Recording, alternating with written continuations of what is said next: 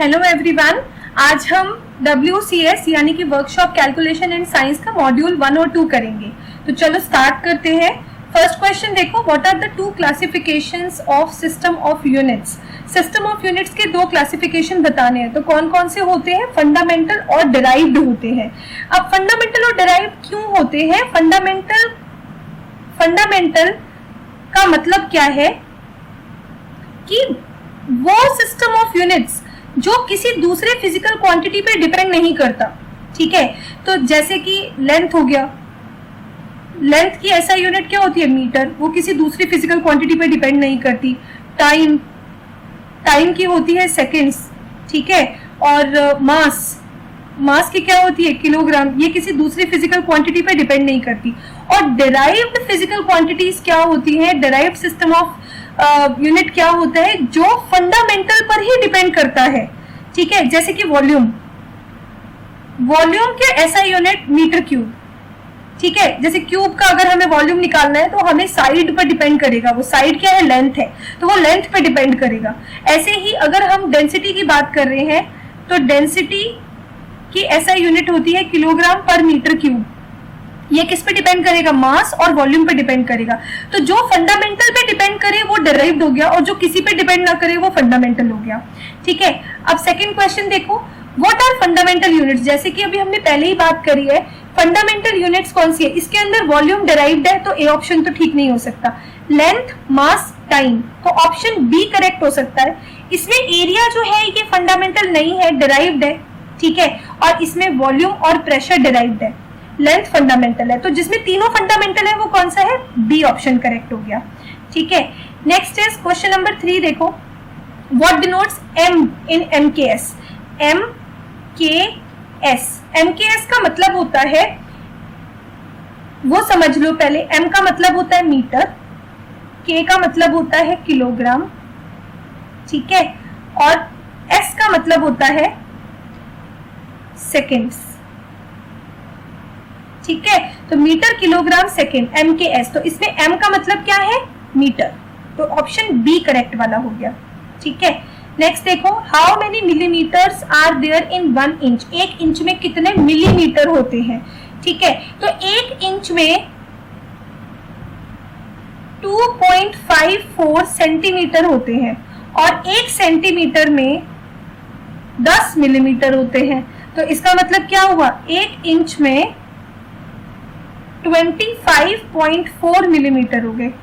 10 से मल्टीप्लाई कर दोगे ना, सेंटीमीटर को मिलीमीटर में कन्वर्ट करना है, 10 से मल्टीप्लाई कर दो, तो इसका मतलब 25.4 इज द करेक्ट ऑप्शन। तो option B is the correct answer. ठीक है, क्वेश्चन नंबर 5 देखो, what is the LCM of 12, 18, 6 and 36। तो जब भी हमें 2 या 2 से ज्यादा वैल्यूज का, 2 से ज्यादा नंबर्स का LCM निकालना होता है तो हम इस तरह से लिखते हैं, और सबसे पहले हम उनके कॉमन फैक्टर से ज्यादा ऐसी वैल्यू फाइंड करते हैं जिससे ज्यादा नंबर्स डिवाइड हो जाए। तो 2 है, 2 से सारे डिवाइड हो रहे हैं तो हम 2 से डिवाइड करेंगे। 2 से 12 को डिवाइड करोगे आएगा 6, 2 से 18 को डिवाइड करोगे आएगा 9, 2 से 6 को डिवाइड करोगे आएगा 3, और 2 से 36 को डिवाइड करोगे तो आएगा 18। अब देखो, फिर से देखो कोई नंबर जिससे सारे के सारे ये नंबर्स डिवाइड हो रहे हो, 3 से डिवाइड हो रहे हैं, तो 3 से कर लेते हैं। 3 2s are 6, तो 2 लिखेंगे यहाँ पे। 3 3s are 9, तो 3 लिखेंगे यहाँ पे। 3 1s are 3, तो 1 लिखेंगे यहाँ पे, और 3 6 are 18, तो 6 लिखेंगे यहाँ पर। ठीक है, अब यहाँ पर 3 से अभी ये 2 नंबर्स और डिवाइड हो रहे हैं। जो 1 आएगा वो तो 1 तो एज इट इज नीचे कॉपी हो जाएगा। 3 1s are 3 और 3 2s are 6। अब 3 से ये 2 नहीं डिवाइड हो रहा है तो इसको एज इट इज लिख दो। अब 2 है, इन दोनों का कॉमन फैक्टर, 2 से डिवाइड कर दो, 1 1 1 1, तो इसका LCM क्या हो जाएगा? 2 × 3, इन सबको मल्टीप्लाई कर दो। ठीक है, इन सबको 2 3 3 2, इन सबको मल्टीप्लाई कर दो, तो जो आंसर आएगा वो क्या होगा? LCM होगा। सो इट विल बी 6 × 6, यानी कि 36 is the correct answer, option C. ठीक है, नेक्स्ट देखो, HCF ऑफ 18 42 24। HCF का मतलब क्या होता है? Highest common factor. ठीक है, हाईएस्ट कॉमन फैक्टर। तो 6th क्वेश्चन का सॉल्यूशन देखो, पहले 18 के हाईएस्ट कॉमन फैक्टर कैसे निकालेंगे, पहले 18 के फैक्टर्स निकालेंगे, ठीक है। 18 को हम क्या लिख सकते हैं, 2 इंटू 3 इंटू 3। फिर हम 42 का कॉमन फैक्टर निकालेंगे, हाईएस्ट कॉमन फैक्टर तीनों का निकालना है, 42 का कॉमन फैक्टर निकालेंगे, ये क्या हो जाएगा 2 3 7।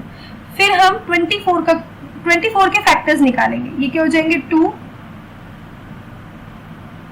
2 और 3, ठीक है, और 2, राइट। तो ये 24 के फैक्टर्स हो गए। अब कॉमन देखो सब में क्या है, 2 तीनों में कॉमन है, ठीक है। तो HCF में हम क्या करेंगे, एक बार 2 लिखेंगे, ठीक है। अब देखो कोई और नंबर है जो तीनों में कॉमन हो, 3 तीनों में कॉमन है, ठीक है। तो 3 जो है वो तीनों का कॉमन फैक्टर हो गया, इसका मतलब यहां पर भी 3 लिखेंगे, तो HCF क्या हो गया 6। It means B is the correct option, ठीक है। 8th क्वेश्चन देखो, 7th क्वेश्चन देखो, what is the improper fraction for the given mixed fraction. ये मिक्स्ड फ्रैक्शन है, मिक्स्ड फ्रैक्शन को कैसे कन्वर्ट करते हैं, जैसे ये है 7 3/7, तो इम्प्रॉपर फ्रैक्शन में कैसे कन्वर्ट करेंगे, 7 को मल्टीप्लाई करो, कितना आएगा 49, और उसमें ये 3 ऐड कर दो, न्यूमरेटर वाला ये पार्ट ऐड कर दो, तो 49 प्लस 3 अपॉन में 7 ही रहेगा जो डिनोमिनेटर में ऑलरेडी है, तो आंसर क्या आ जाएगा 52/7। सो 52/7 ऑप्शन ए है, सो ऑप्शन ए जो है that is the correct answer, ठीक है। नेक्स्ट देखो 8th वाला, कन्वर्ट डेसिमल। डेसिमल में कैसे कन्वर्ट करते हैं, देखो 0.0000, ध्यान से काउंट करना, 659, इसका ये डेसिमल है, डेसिमल एक्सपेंशन है, इसको फ्रैक्शन में लाना है, यानी कि न्यूमरेटर अपॉन डिनोमिनेटर की फॉर्म में लेके आना है इसको। तो जब आप डेसिमल हटाओगे नीचे 1 होता है, तो कितने जीरोस लगाएंगे हम, काउंट करो डेसिमल के बाद कितने डिजिट्स हैं, 1 2 3 4 5 6, तो नीचे लग जाएगा 1 2 3 4 5 6 जीरोस लग जाएंगी, ठीक है।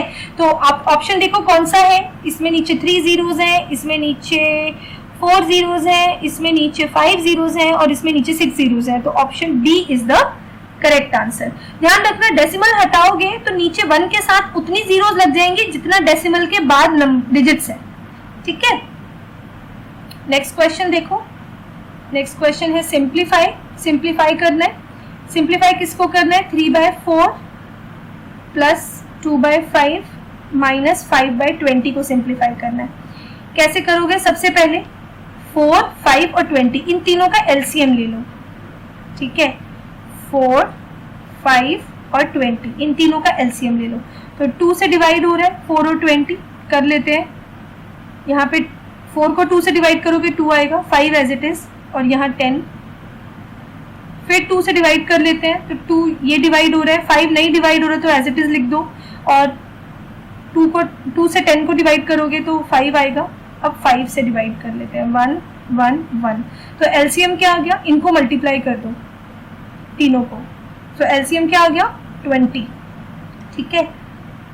अब न्यूमरेटर में क्या लिखोगे, देखो 3/4, तो 4 को 4 से डिवाइड करो 20 को, क्या आएगा 5, जो भी आएगा क्वोशिएंट उससे आप 3 को मल्टीप्लाई कर दो, ठीक है, प्लस 2, नेक्स्ट वैल्यू क्या है 2 से हम किसको मल्टीप्लाई करेंगे, 2 के डिनोमिनेटर में है 5, तो आप इस एलसीएम को 5 से डिवाइड कर दो, क्या आएगा 4, तो 2 को हम 4 से मल्टीप्लाई कर देंगे, फिर माइनस है तो यहाँ माइनस लगाएंगे 5।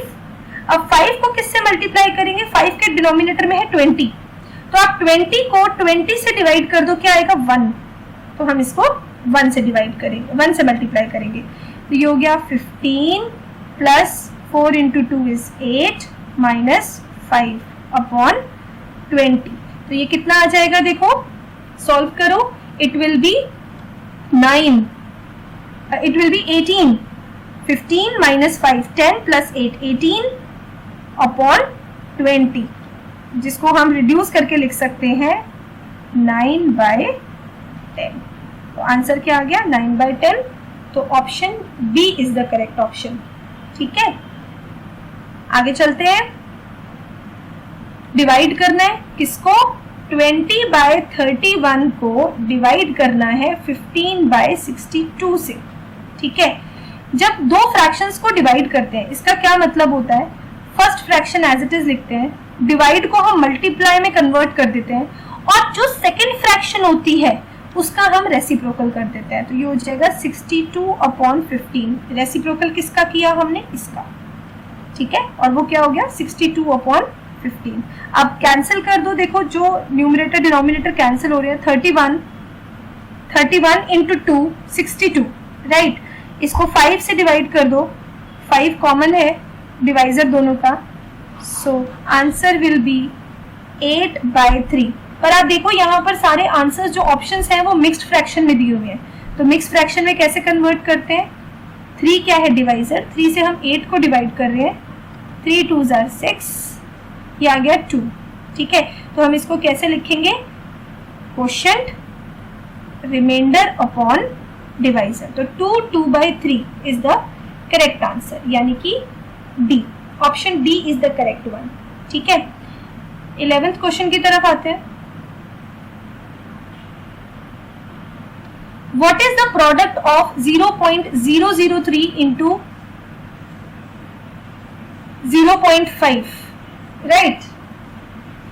So it will be, यहां से इसका डेसिमल रिमूव किया, ये आ गया 1000, यहां से इसका डेसिमल रिमूव किया, यहां आ गया 10। न्यूमरेटर को न्यूमरेटर से मल्टीप्लाई करो, कितना आएगा? 15, और डिनोमिनेटर को मल्टीप्लाई कर दो। 10 के मल्टीपल से सॉल्व मत करना, 1 2 3 4, टोटल 4 जीरो लग जाएंगी। अब इसको डेसिमल में कैसे लिखोगे? देखो 0 पॉइंट, नीचे कितनी जीरोस हैं? 1 2 3 4 जीरोस हैं, तो ऊपर 4 डिजिट के बाद डेसिमल लगना चाहिए। तो 1 5 तो 2 डिजिट्स है, हमें डेसिमल 4 के बाद लगाना है, तो हम क्या करेंगे? यहाँ पर 0 0, 4 डिजिट बन गई। ठीक है, और यहाँ पर डेसिमल लग गया, तो आंसर विल बी 0.0015, यानी कि ऑप्शन बी। ठीक है, नेक्स्ट देखो, इसको सिंप्लीफाई करना है। 17.49 इंटू 5.2 अपॉन 6.5, राइट। सबसे पहले हम क्या करेंगे? डेसिमल्स हटा लेते हैं। सो इसका डेसिमल हटाओगे तो नीचे यहाँ आएगा 100, इसका डेसिमल हटाओगे तो यहाँ पर आएगा 10, और इसका डेसिमल हटाओगे तो यहाँ पर आएगा इट विल बी 10। ठीक है, ये 10 से 10 कैंसिल हो गया, राइट। और इसके बाद तो जब भी इस तरह के क्वेश्चन होते हैं, नीचे 100 है, तो हम क्या करेंगे? न्यूमरेटर को मल्टीप्लाई कर लो। ठीक है, न्यूमरेटर को मल्टीप्लाई करके आएगा 94948 डिवाइड बाय 65 इंटू 100। इस 100 से 65 100 से डिवाइड करने की जरूरत नहीं है, इसको 65 से डिवाइड कर लो। ठीक है, तो 65 से डिवाइड करने पर ये आ जाएगा 1399.2 अपॉन, और ये 100 एज इट इज। अब डिवाइड में 100 है, इसका मतलब डेसिमल को 2 प्लेस हमें लेफ्ट में शिफ्ट करना पड़ेगा, यानी कि यहाँ, तो ये कितना आ जाएगा? 13.99। तो option D is the correct option. ठीक है, आगे चलते हैं। Question number 13, what is the length of each part in a copper wire of 225 meters long is cut into 900 equal parts? भाई एक वायर है, ठीक है, कॉपर वायर है, और इसकी लेंथ कितनी है? 225 मीटर्स इसकी लेंथ है। इसके हमने 900 इक्वल पार्ट्स करे। ठीक है, तो हम इसको कैसे करेंगे? देखो 900 पार्ट्स का मतलब है 225 मीटर्स। ठीक है, 900 पार्ट्स हमने कितनी लंबी वायर के किए? 225 मीटर्स के किए। ठीक है, अब इसमें हमें एक पार्ट का हम लेंथ निकाल लेते हैं, तो 1 पार्ट की लेंथ कितनी हो जाएगी? Length of 1 part 225 upon 900 metres हो जाएगी। अब हमें कितने पार्ट के निकालने हैं? ईच पार्ट, यानी कि 1 पार्ट की लेंथ निकालनी है हमें, ठीक है। तो इसको जब सॉल्व करोगे तो यू विल गेट 0.25 मीटर्स। तो 0.25 metre is the correct answer, ठीक है। तो यहाँ पे हमारा मॉड्यूल 1 खत्म होता है। मॉड्यूल 2 स्टार्ट करते हैं क्वेश्चन नंबर 14 से। क्वेश्चन नंबर 14 क्या है? देखो, what is the square root of 529? 529 का स्क्वायर रूट क्या है? राइट, स्क्वायर रूट निकालने का तरीका क्या होता है? Long division form. अगर हमें, वैसे तो आप लोगों को 30 तक स्क्वायर रूट, स्क्वायर्स और स्क्वायर रूट्स याद होने चाहिए, 30 के स्क्वायर तक याद होने चाहिए। पर अगर नहीं है तो हम कैसे फाइंड करते हैं? लॉन्ग डिवीजन मेथड होता है हमारे पास। इस तरह से लिखते हैं, राइट साइड से दो के पेयर में आप पेयरिंग करना स्टार्ट करो। इसकी 2 का पेयर करना है, इसका 2 का पेयर हो गया, ये अकेला रह गया, इसको ऐसे ही रहने दो।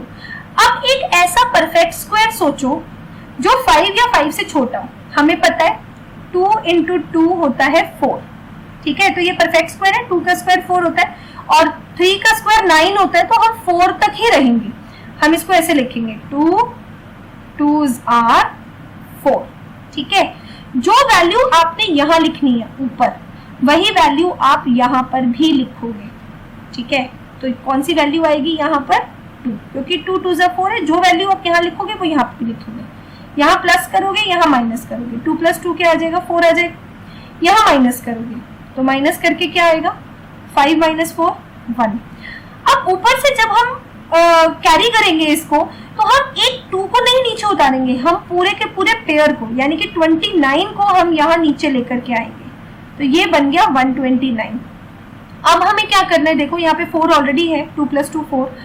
4 के आगे हमें कोई परफेक्ट स्क्वायर लगाना है, सो दैट ये 129 या 129 से छोटी वैल्यू बनी, ठीक है। अब जैसे 41 के आगे हम 1 लगा सकते हैं, तो 41 × 1 करके देखना है, 41 होता है, ठीक है।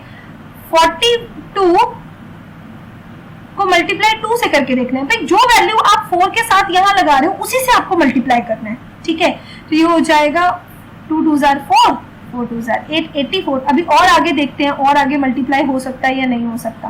3 देखते हैं, 3 3s are 9 और 3 4s are 12 और 3 3s are 9, तो यहाँ पे कुछ नहीं आएगा, 4 3s are 12, तो ये आ गया ना 129। तो इसका मतलब 4 के आगे हम कौन सा परफेक्ट स्क्वायर लगाएंगे? 3, ठीक है, 129। अब यहाँ पे और आगे नहीं है तो यहाँ लिखने की जरूरत नहीं है, इसको माइनस करोगे, 0 आ गया। तो ये जो हमारे पास वैल्यू आई है 23, ये इसका स्क्वायर रूट है, ठीक है। तो इसका मतलब इसका आंसर क्या हो जाएगा? B. Option B is the correct answer, okay. अब ऐसे ही देखो, what is the square root of 0.017? अब इसका भी हमें स्क्वायर रूट निकालना है, तो हमें कुछ नहीं करना है, सेम वही लॉन्ग डिवीजन मेथड लेना है, ठीक है। सेम वही लॉन्ग डिवीजन मेथड आपको लेना है। इसको मैं इरेज कर देती हूँ, ओके। तो यहाँ पे क्या लेना है? अब डेसिमल के लिए ना रूल्स अलग होते हैं थोड़े से, ठीक है। डेसिमल के आगे पेयरिंग हम राइट टू लेफ्ट ही करते हैं, लेकिन इसके आगे जो हम पेयरिंग कर रहे हैं वो हम लेफ्ट टू राइट करेंगे, ठीक है। यहाँ से लेफ्ट टू राइट करेंगे। तो डेसिमल के बाद से आप पेयरिंग करनी स्टार्ट करो। देखो यहाँ पर पेयरिंग कितनी हो जाएगी? 0 1, ये क्या है? 7 के आगे कुछ नहीं है। अब मुझे पेयर बनाना है, तो मैं क्या करूंगी? आगे 0 लगा दूंगी, क्योंकि इसके बाद तो जितनी मर्जी जीरोस लगा सकते हैं हम, मीनिंग तो सेम ही रहेगा। तो हम इसकी पेयरिंग कर दी हमने। अब डेसिमल से आगे तो कुछ है नहीं, 0 है, तो हम इसका मतलब यहाँ पर, यहाँ से डेसिमल के आगे से स्टार्ट करना है, तो यहाँ डेसिमल लग जाएगा, ठीक है, डेसिमल लग जाएगा। यहाँ पे हम करेंगे 1, अब 1 है, 0 1, तो देखो कौन सा परफेक्ट स्क्वायर इसमें लगा सकते हैं हम? 1 1s are 1, 2 2s are 4, 3 3s are 9, तो 1 ही है, तो हम 1 1s are 1, तो हम इसको 0 1 लिख सकते हैं। जो वैल्यू आप यहाँ लिख रहे हो वही वैल्यू आपको यहाँ पे भी लिखनी है, ठीक है। यहाँ पर 1 लिखा, यहाँ पर हम ऐड करेंगे, यहाँ पर सब्ट्रैक्ट करेंगे। 1 + 1 हो गया 2, ये सब्ट्रैक्ट करके आया 0, और ऊपर से पूरा पेयर उतारना है आपने नीचे 70। अब हमने क्या करना है, 2 के आगे यहाँ पर हमें एक कोई परफेक्ट स्क्वायर लगाना है। जैसे हम 21 को 1 से मल्टीप्लाई करके देख सकते हैं। 2 के आगे हम 2 लगाएंगे तो हम 2 से ही मल्टीप्लाई करके देखेंगे, ठीक है। 2 के आगे अगर हम 3 लगाएंगे तो हम 3 से ही मल्टीप्लाई करके देखेंगे। तो ये आएगा 21, ये आएगा 44 और ये आएगा 69। तो 69 ले सकते हैं, 70 है ना, इसके आगे तो बड़ा हो जाएगा तो 69 ले लेते हैं। तो यहाँ पे कैसे लिखेंगे हम इसको, 23 3s are 69। तो इसका मतलब यहाँ पे माइनस करके क्या आएगा 01। अब करेक्ट टू डेसिमल प्लेस रुक जाते हैं, देखते हैं कोई ऑप्शन है या नहीं है। 0.13, तो ये बी ऑप्शन करेक्ट हो गया, ठीक है।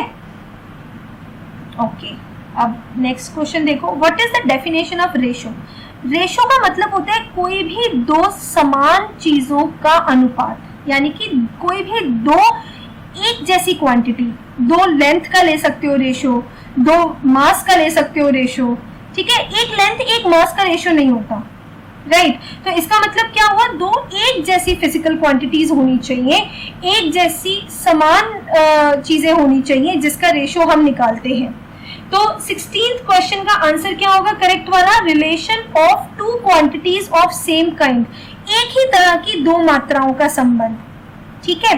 तो option A is the correct answer. Different kind का हम रिलेशन नहीं लेते रेशो में, रेशो जब भी निकालेंगे तो दो समान चीजों का निकालेंगे, ठीक है। नेक्स्ट देखो 17, what is the ratio of 4 kilogram to 800 grams. अब देखो है तो दोनों ही मास, लेकिन इनकी यूनिट अलग अलग है। रेशो निकालनी है 4 किलोग्राम की और 800 ग्राम्स की। अभी हमने क्या पढ़ा कि दो समान मात्राओं की रेशो निकलती है हमेशा, ठीक है। तो इसको भी या तो किलोग्राम को ग्राम में कन्वर्ट कर लो या ग्राम को किलोग्राम में कन्वर्ट कर लो। तो हायर से लोअर की तरफ जाना आसान होता है। तो 1 किलोग्राम इज इक्वल टू 1000 ग्राम। तो हम इसकी रेशो निकालने के लिए इसको ग्राम में कन्वर्ट कर लेते हैं। 4 किलोग्राम का मतलब हो गया 4000 ग्राम। अब ये समान मात्राएं हो गई ना, 800 ग्राम, 800 ग्राम, ठीक है। तो जब हम इसको सॉल्व करेंगे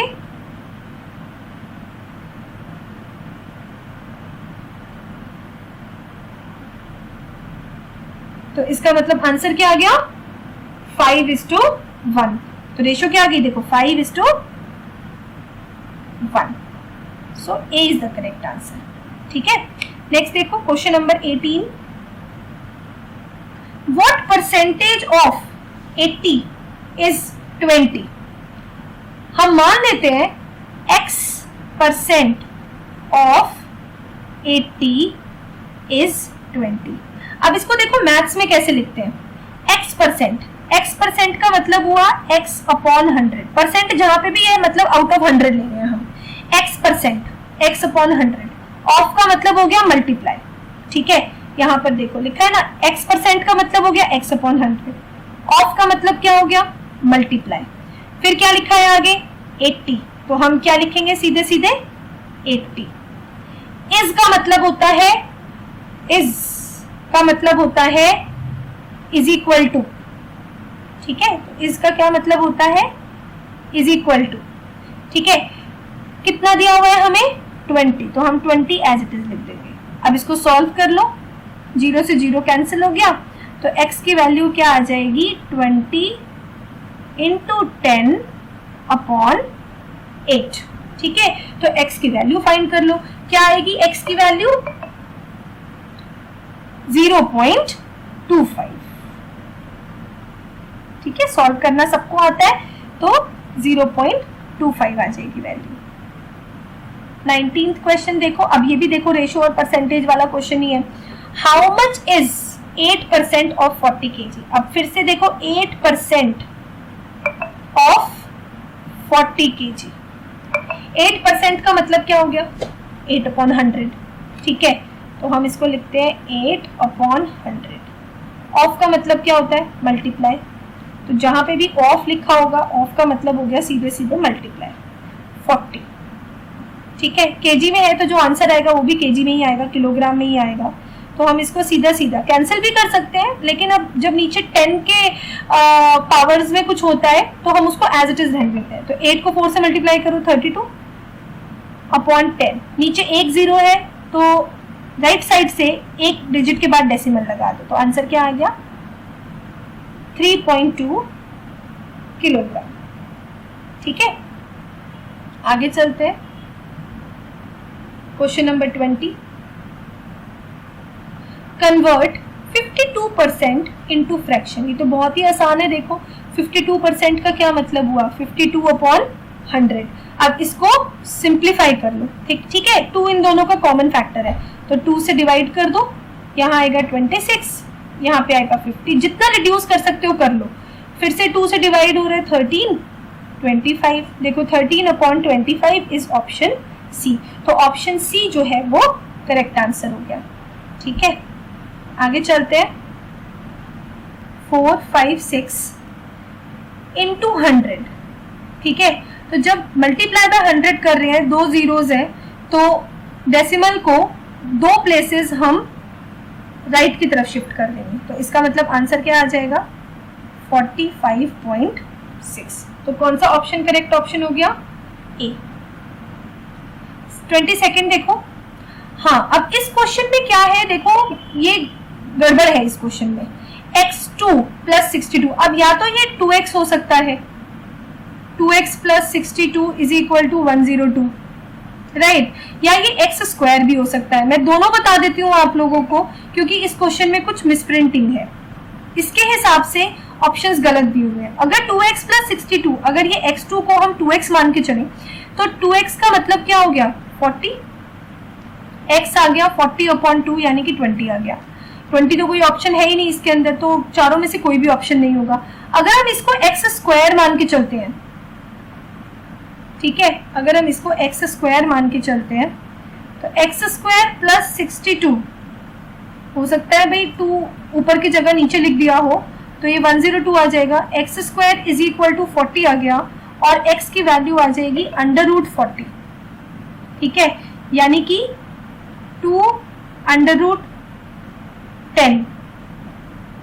ठीक है, 2 √10, ये भी कोई ऑप्शन नहीं है इसके अंदर। तो दोनों ही तरह से अगर हम करके देखें तो कोई भी ऑप्शन इसमें नहीं है, तो ये क्वेश्चन जो है वो इसकी जगह या तो 2x होना चाहिए या x स्क्वायर होना चाहिए और ऑप्शंस इसके अकॉर्डिंग होने चाहिए। ठीक है, तो मैंने आपको दोनों बता दिए हैं, आप इसके अकॉर्डिंग समझ सकते हो। Next is what is the square root of decimal number. अब फिर से हमें स्क्वायर रूट निकालना है। ठीक है, तो स्क्वायर रूट निकालने के लिए फिर से वही लॉन्ग डिवीजन मेथड हम यूज कर लेते हैं। ठीक है, तो लॉन्ग डिवीजन मेथड में ये है 550.37। अब डेसिमल से पहले कैसे पेयरिंग करते हैं, राइट टू लेफ्ट। ठीक है, यहाँ से पहले इसका पेयर बना लिया, इसका कोई पेयर नहीं बन रहा तो हम इसको एज इट इज ले लेंगे। डेसिमल के बाद कैसे करते हैं पेयरिंग, लेफ्ट टू राइट, तो दोनों का हमने ये एक पेयर बना लिया। आगे अगर और नंबर होता जीरो लगा करके पेयर बना लेते, बट है नहीं तो एज इट इज रहने दो। अब सबसे पहले इसको देखो, कौन सा परफेक्ट स्क्वायर जो है वो 5 या 5 से छोटा है, तो हम कह सकते हैं 2, 2 2s आर 4। तो जो वैल्यू हम यहाँ लिखते हैं, ऊपर लिखते हैं, वही वैल्यू हम नीचे भी लिखते हैं। ठीक है, तो जो वैल्यू हम यहाँ लिखेंगे वही वैल्यू हम इसके साथ यहाँ पे भी लिखेंगे। ठीक है, तो इसका मतलब क्या हुआ कि हम क्या लिखेंगे नीचे 2 और इसको प्लस करेंगे 4, ये हो गया 1। ऊपर से हम पूरा पेयर नीचे उतारेंगे 50। अब हमें 4 के आगे जो भी नंबर हम लगाएंगे उसी से मल्टीप्लाई करके देखना है, 150 या 150 से छोटी वैल्यू आनी चाहिए। तो 4 के आगे हम क्या लगाते हैं, सपोज 1 से मल्टीप्लाई करते हैं तो 41 इंटू 1 हो गया 41। 4 के आगे हम 2 लगाते हैं तो हमें 2 से ही मल्टीप्लाई करके देखना पड़ेगा, ये हो जाएगा 84। 4 के आगे अभी हम 3 लगाते हैं तो 3 से ही मल्टीप्लाई करके देखना पड़ेगा 129। 44, 4 के आगे अगर हम 4 लगाते हैं तो 4 से ही मल्टीप्लाई करके देखना पड़ेगा। अब देखो 176 बड़ा नंबर हो गया, 129 ले सकते हैं, तो हम क्या लिखेंगे 3 यहाँ 3 यहाँ 43 इंटू 3 इज 129, और जो नंबर हम यहाँ ऊपर लिखेंगे वही नंबर हम यहाँ नीचे भी लिखेंगे। ठीक है, तो प्लस किया, ये आ गया 46 और इसको माइनस करेंगे, है ना, कितना आएगा 1 यहाँ 2 यहाँ, सो 21। अब इसके बाद नेक्स्ट पेयर जो है वो डेसिमल के बाद है, तो डेसिमल जो है यहाँ का यहाँ पे लग जाएगा डेसिमल, फिर 37 को हम नीचे शिफ्ट करेंगे, ये हो जाएगा। अब 46 आ गया, तो अब हमें क्या करना है 46 के आगे हमें जो भी नंबर हम लगाएंगे उसी से हम मल्टीप्लाई भी करेंगे। ठीक है, 46 के आगे जो नंबर हम लगाएंगे उसी से हम मल्टीप्लाई भी करेंगे। तो कैसे करेंगे देखो, 46 के आगे हम 4 लगा के देखते हैं, तो हमें 4 से ही मल्टीप्लाई भी करना पड़ेगा। तो गया 16, 25, 24 प्लस 1 25, 16 प्लस 2 18, तो ये आ गया 1856। एक बार हम 5 से करके देख लेते हैं, 25, 6 5 30, 32, 5 4 20, 23, तो ये बड़ा हो गया ना, तो हम इसको नहीं लेंगे, हम इसको लेंगे 1856। तो यहाँ पर अगर हम 4 लगाएंगे तो हमें यहाँ पे भी 4 लिखना पड़ेगा, और यहाँ आ गया 1856। तो देखो ऑप्शन वाला क्वेश्चन है, तो देखो 23.4 कोई ऑप्शन है, तो 23.46 आएगा। तो नेक्स्ट नंबर 6 कैसे आएगा, यहाँ पर कुछ नहीं है तो आप 00 लगा सकते हो, नेक्स्ट नंबर 00 नीचे आ जाएगा। ठीक है, इसको माइनस करके, बट हमें करेक्ट ऑप्शन मिल चुका है, तो you can just stop this here. Okay, next देखो क्वेश्चन नंबर 24।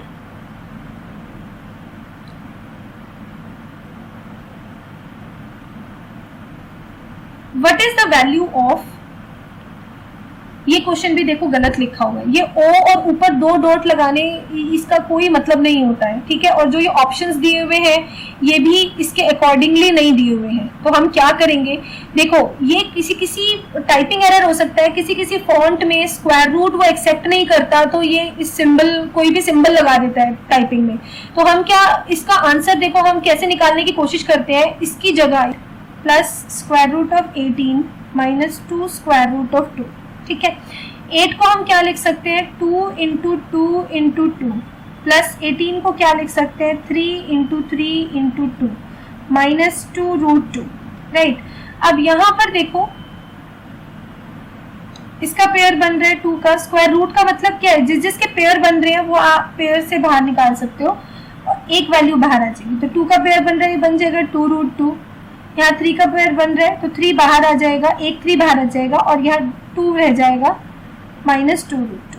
ये 2 रूट 2 और 2 रूट 2 तो कैंसिल हो गया, रूट 2 की वैल्यू होती है 1.4। ठीक है, तो जब इसको मल्टीप्लाई करोगे, इसका 1.414 होती है वैसे वैल्यू, तो इसको मल्टीप्लाई करोगे तो कौन सा ऑप्शन करेक्ट आ गया 4.242, तो 4.24 इज द करेक्ट आंसर। ठीक है, क्वेश्चन नंबर 25 देखो, what is the side AB। अब जब भी राइट एंगल ट्राइंगल दिया होता है तो हम क्या लगा सकते हैं, इसमें पाइथागोरस थ्योरम लगा सकते हैं। तो इसको अगर हम x मान लेते हैं, पाइथागोरस थ्योरम क्या होती है, परपेंडिकुलर का स्क्वायर प्लस बेस का square is equal to hypotenuse का स्क्वायर। हाइपोटेन्यूज लॉन्गेस्ट साइड होती है ये वाली, इन दोनों में से आप किसी को भी परपेंडिकुलर किसी को भी बेस मान सकते हो। तो टी स्क्वायर यानी कि ये कितना दिया हुआ है हमें 6 दिया हुआ है, तो यानी कि हम ये कह सकते हैं 6 का स्क्वायर प्लस x का square is equal to hypotenuse कितना है 10 का स्क्वायर। अब इसको सॉल्व कर लो, x square is equal to 100 minus 36, तो x स्क्वायर की वैल्यू आ गई 64, जिसको हम 8 का स्क्वायर लिख सकते हैं। बेस कंपेयर कर लो, x square is equal to 8 का स्क्वायर, पावर सेम है तो x की वैल्यू क्या हो गई 8, तो यानी कि AB की वैल्यू क्या हो गई 8 हो गई। ठीक है, नेक्स्ट देखो, what is the side AB। हमें ये AB की साइड निकालनी है। अब हमें नहीं पता तो हम इसको x मान लेते हैं। ये हमें कितनी दी हुई है 15 दी हुई है। ठीक है, फिर से इसमें पाइथागोरस थ्योरम लगा दो, H square is equal to P square plus B square. अब h क्या है, लॉन्गेस्ट साइड यानी कि 15, p क्या है, दोनों में से किसी को भी ले सकते हो, तो हम इसको मान लेते हैं 9 प्लस एक्स स्क्वायर। ठीक है, तो 15 का स्क्वायर क्या होता है 225 माइनस 9 का स्क्वायर 81, इसको इधर ले आओ माइनस में हो जाएगा, equal to is equal to X का स्क्वायर। तो एक्स का स्क्वायर क्या हो जाएगा 144, जिसको हम 12 का स्क्वायर लिख सकते हैं, और x की वैल्यू क्या हो गई 12। ठीक है, तो 12 इज द करेक्ट आंसर। आगे चलते हैं, क्वेश्चन नंबर 27। देखो ये भी राइट एंगल ट्राइंगल का ही है ना। इसमें भी ए बी दिया हुआ है 7 सेंटीमीटर, ये हमें दिया हुआ है 7 सेंटीमीटर, और हमें बी सी दिया हुआ है 5 सेंटीमीटर, और हमें ए सी नहीं पता, तो ए सी को हम x मान लेते हैं। इसको हम लिख सकते हैं एक्स स्क्वायर, हाइपोटेन्यूज का square is equal to perpendicular का स्क्वायर प्लस बेस का स्क्वायर। ठीक है, तो इसको हम लिख सकते हैं 49 प्लस 25, ये हो जाएगा एक्स स्क्वायर की वैल्यू आ गई 74, तो x की वैल्यू क्या हो जाएगी √74। अब √74 की वैल्यू वही लॉन्ग डिवीजन मेथड से, इसको हम 0.00 लिख देंगे, पेयरिंग करोगे डेसिमल से इधर राइट टू लेफ्ट और इधर लेफ्ट टू राइट। 74 से मतलब 74 से छोटा परफेक्ट स्क्वायर तो 8 पे जाएगा, 8 8 जार 64, जो वैल्यू यहाँ लिखोगे वही वैल्यू यहाँ पे लिख के ऐड भी करोगे 16, और 74 माइनस 64 कितना हो जाएगा 10। ठीक है, तो ये हो जाएगा 0 0। 16 के आगे हम क्या करेंगे, जो भी नंबर लगाएंगे उसी से हमें मल्टीप्लाई भी करना पड़ेगा। तो 16 के आगे हमें हम लगा सकते हैं 6 से करके देखते हैं, 166 इंटू 6, 6 6 36 और 3 9, ठीक है 39, तो ये हो गया 996, तो ये 6 पे चला जाएगा, यानी कि ये हो गया 8.6, तो 8.6 है हमारा, option B is the correct answer. ठीक है, आगे चलते हैं 28। What is the length L2 if total length is 2. अब ये भी देखो रेशियो का क्वेश्चन है, L1 और 2.75 मीटर टोटल लेंथ है, और L1 और L2 की रेशियो दी हुई है हमें 2/3। तो जब भी हमें रेशियो दी होती है तो हम क्या मानते हैं कि L1 को हमने मान लिया 2K, इन दोनों को एक कॉमन वैल्यू से मल्टीप्लाई कर देते हैं, और L2 को हमने मान लिया 3K, तो टोटल लेंथ क्या हो जाएगी 2K प्लस 3K, यानी कि टोटल लेंथ क्या होगी 5K होगी। अब हमें ये दी हुई है, यानी कि 5K हमें दिया हुआ है, कितना टोटल लेंथ हमें दी हुई है 2.75 मीटर्स, तो K की वैल्यू आ जाएगी यहाँ से 2.75 अपॉन 5, जिसको कैलकुलेट करके आप देखोगे तो इट विल बी 0.55। ठीक है, हमसे क्या पूछा गया है, हमसे L2 पूछा गया है, what is the length L2। तो उसके लिए हम क्या करेंगे, L2 क्या था देखो 3K। ठीक है, तो हम K की वैल्यू 0.55 को 3 से मल्टीप्लाई कर देंगे, तो हमारे पास L2 की वैल्यू आ जाएगी। तो L2 क्या हो जाएगा, ये 3 इंटू 0.55, यानी कि 1.65, 1.65 is the correct answer. Next question देखो, how many days a mechanic takes to assemble 64 machines if he assembles 8 machines in 3 days.